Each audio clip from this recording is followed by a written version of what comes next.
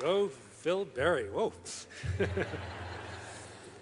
So our next speaker is our President of Student Government, Whitney Brown. Before I call her to the stage, I want to ask the people who are sitting over there just to stand up and just to be recognized. These are our students. There aren't all 15,000 of them, but these are our students.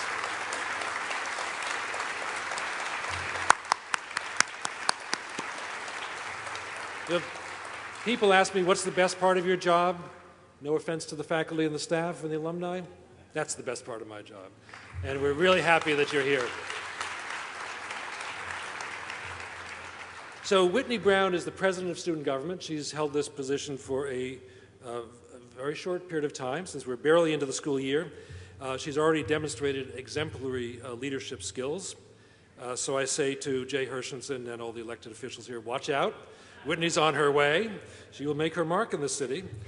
And in thinking about the role that Whitney should play here today, we decided to ask her to read some words written by the descendants of John Jay. So we asked the descendants of John Jay to reflect on what does it mean to be connected to this founding father. And those words will be online shortly. So Whitney's put together a composition reflecting on your reflections. So please join me in welcoming the President of our Student Government, Whitney Brown, who will link today's students with the namesake of our college.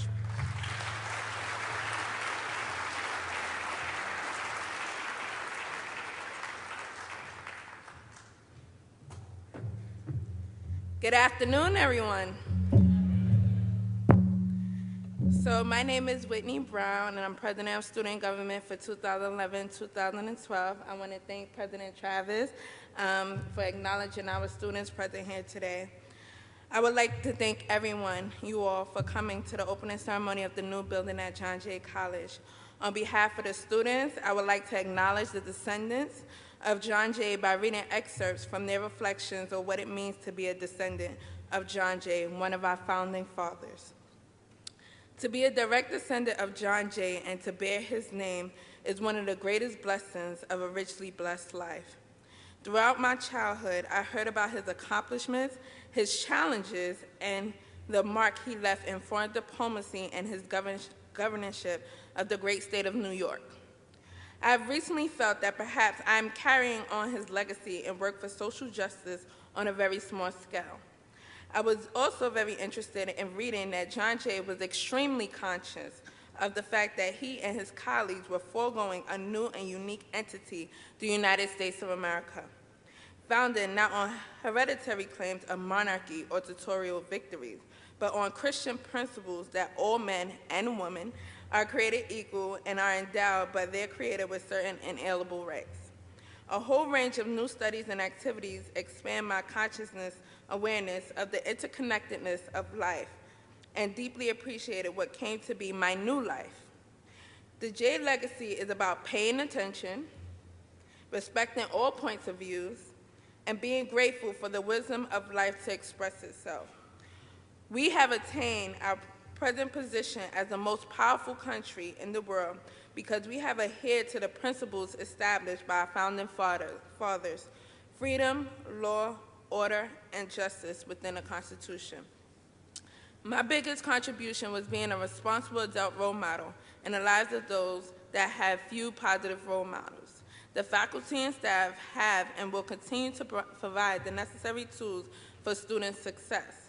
The students of John Jay College are carrying the same legacy of dedicating themselves to work for justice. My position as Student Government President has helped me understand that leadership requires listening, remarkable balance, and creative action. This building gives us a great opportunity to learn about the pressing justice-related issues facing us today in a state-of-the-art classroom, large gathering areas, and a fabulous J-Walk that our students have named. In closing, I would like to say thank you, Chancellor Goldstein, for making this all possible, and I hope you have a great time today.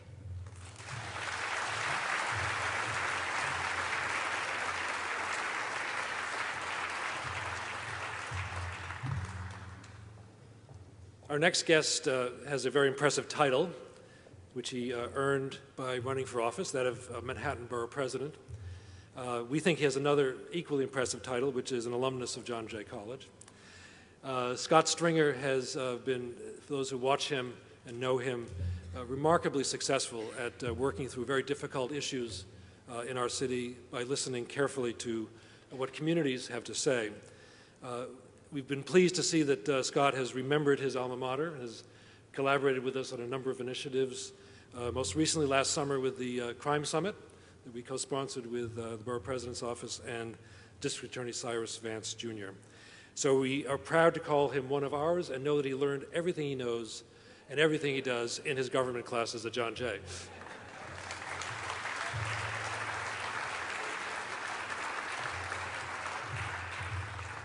Well, thank you, President Travis, and let me start out by thanking Professor Kaplowitz for everything I know, and I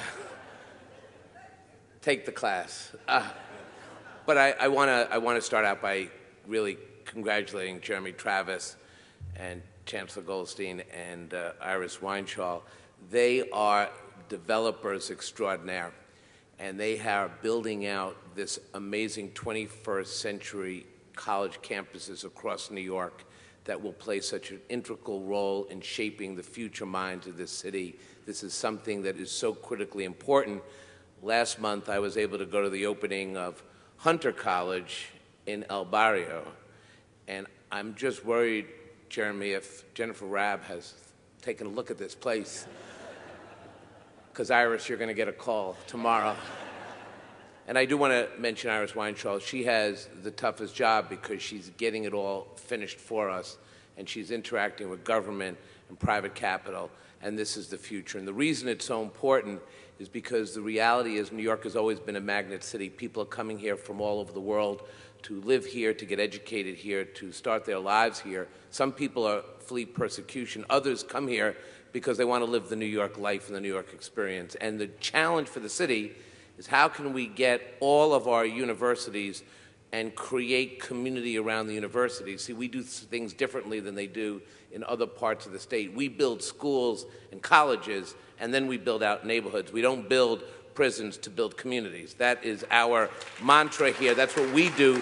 That's what we do differently.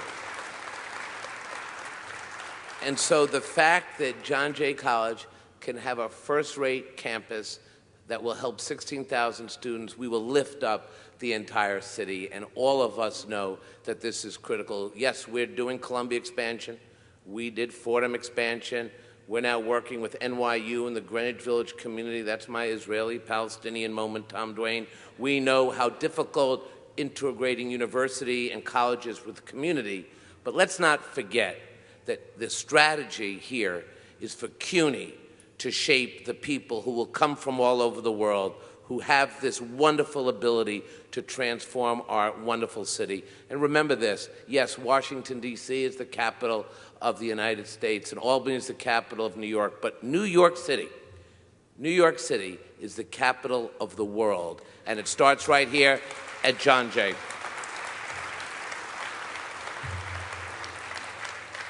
And I want to say one thing to President Whitney Brown. It is not easy being a president.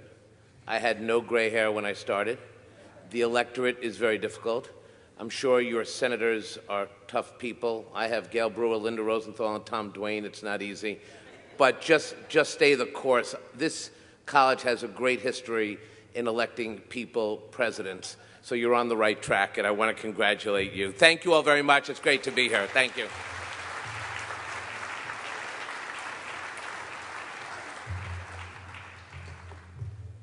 So if you're tracking these things, the word capital has been used in some interesting different ways in the ceremony. Scott just referred to this being the capital of the world. The Chancellor referred to the intellectual capital of what our faculty produce and our students engage with.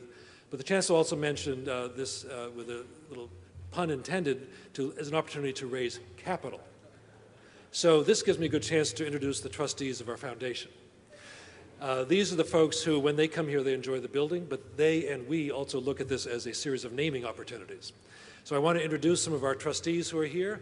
Jules Kroll, our chair, his wife Lynn, George Friedman, Alan Siegel, Rob Gex, Andrew Shiva and his wife Anya, and in the room somewhere are Bettina Murray and Mike McCann.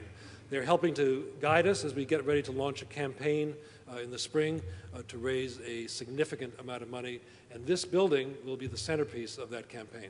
So I thank Jules in particular for his leadership in bringing us to this point. Our next speaker is, again, I feel so fortunate, somebody I've known for a number of years. When she first worked for Ruth Messenger. Gail Brewer is a member of the City Council, represents the Upper West Side and the northern part of Clinton. She's now in her third term. She also is a very close partner to many CUNY enterprises, serves on the advisory board of the Macaulay Honors College, has been an advisor to us in a number of critical ways, including on our development of our master plan. And if there's one thing that Gail will be remembered for when we think about this building, it's her support for the development of a technological infrastructure here to prepare us for the next century. Please join me in welcoming Gail Brewer.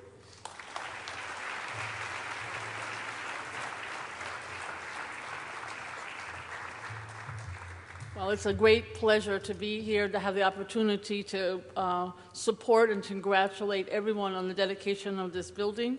I did know their wonderful president previously, and one of my greatest moments is when he joined you as president. We had a neighborhood party. We had a reception. I went to the pizza stores, I went to the delis, I went to the community boards, and everybody came in. And he made it very clear that this building was a place where the neighborhood was welcome. Many of those people hadn't been here before, and they've been here ever since. So in addition to being a great builder of structures, I want to say this campus is also a great builder of community for the students, for all of you. And I really cherish that. That's what community is all about. Thank you. And I think it's because also of your growing reputation as a college with unique strengths in faculty and curriculum and a large cadre of alumni whose success reflects the soundness of the training they received here. I don't know about Scott Stringer, but everybody else.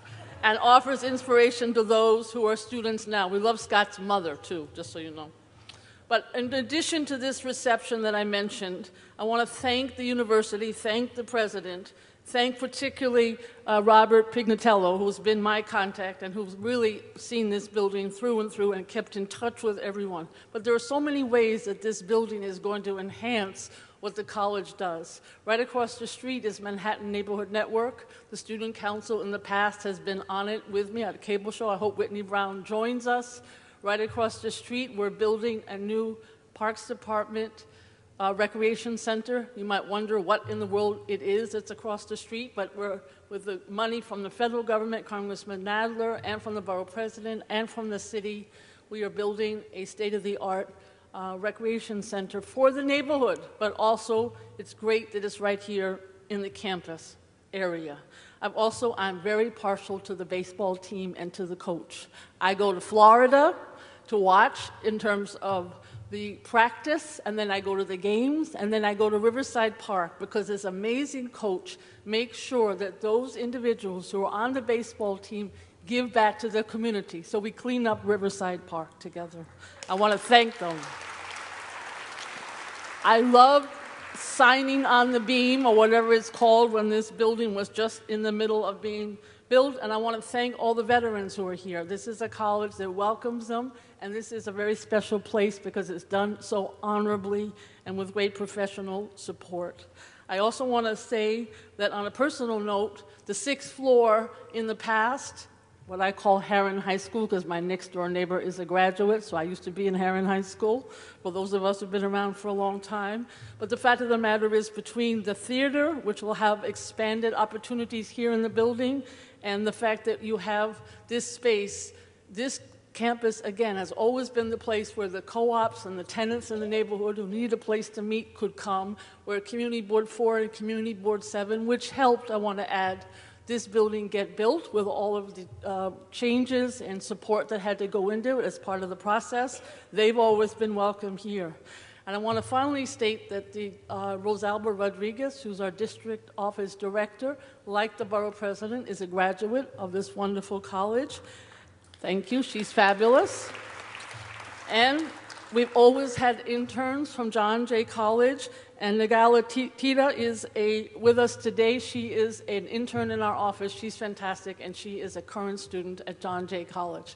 From the community to the individuals who you heard here mentioned, the indomitable Jay Hershenson, and also Iris has made a difference. I know you've heard their names, and the president. But I want to just say that from my perspective as somebody who cares deeply about CUNY, who's honored to represent this college, I speak for the entire community to say you make us proud.